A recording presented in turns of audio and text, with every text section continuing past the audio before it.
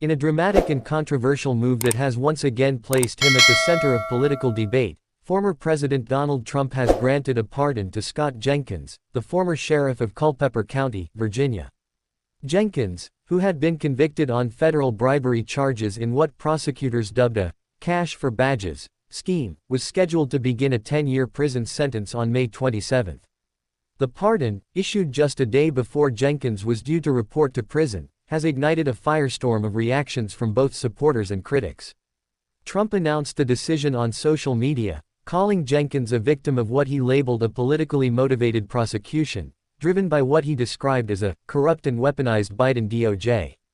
Jenkins' conviction in December stemmed from allegations that he accepted at least $75,000 in bribes from wealthy Northern Virginia businessmen. In exchange, prosecutors said, Jenkins appointed them as auxiliary deputies, granting them law enforcement badges and access to sensitive privileges, despite lacking qualifications or experience.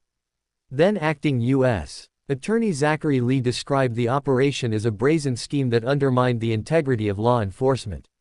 He engaged in a cash for badges scheme that sold the credibility and trust of a public office, Lee said at the time of Jenkins' sentencing in March. Despite the federal conviction, Jenkins maintained his innocence and actively lobbied for clemency.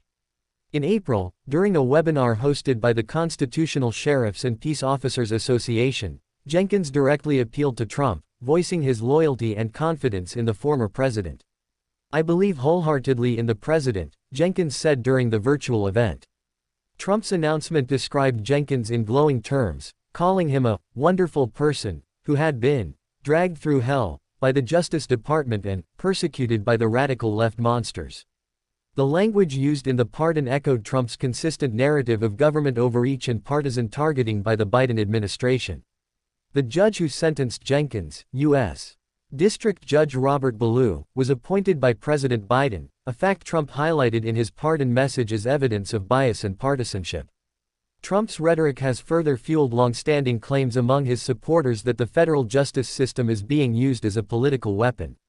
The controversy deepened with comments from Ed Martin, now the Justice Department's pardon attorney and a staunch Trump ally.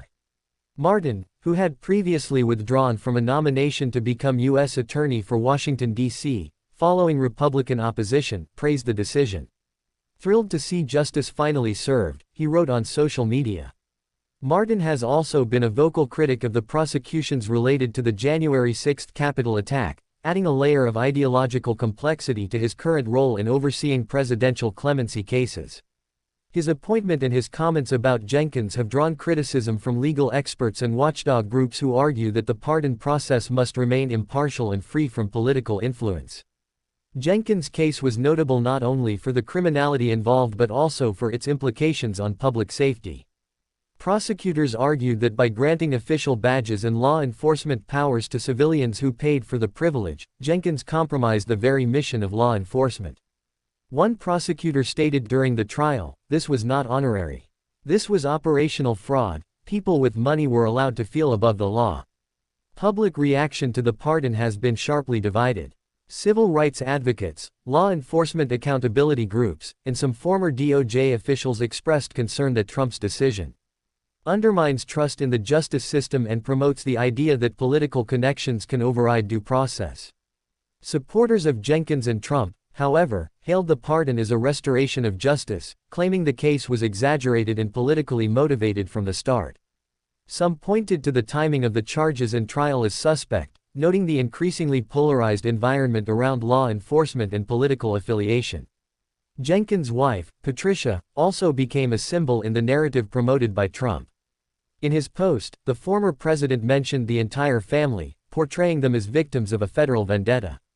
Sheriff Scott Jenkins, his wife Patricia, and their family have been dragged through hell, Trump wrote, further framing the pardon as an act of mercy rather than interference.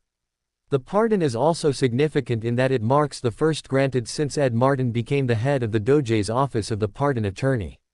Legal analysts have questioned whether Martin's political views and public statements compromise the integrity of the clemency process.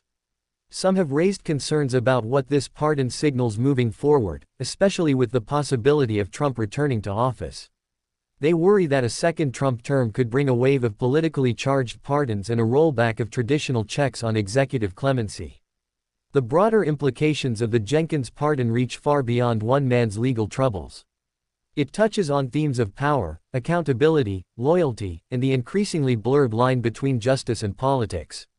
It also revives scrutiny of how auxiliary deputy programs can be misused, prompting some states to reconsider or tighten such programs.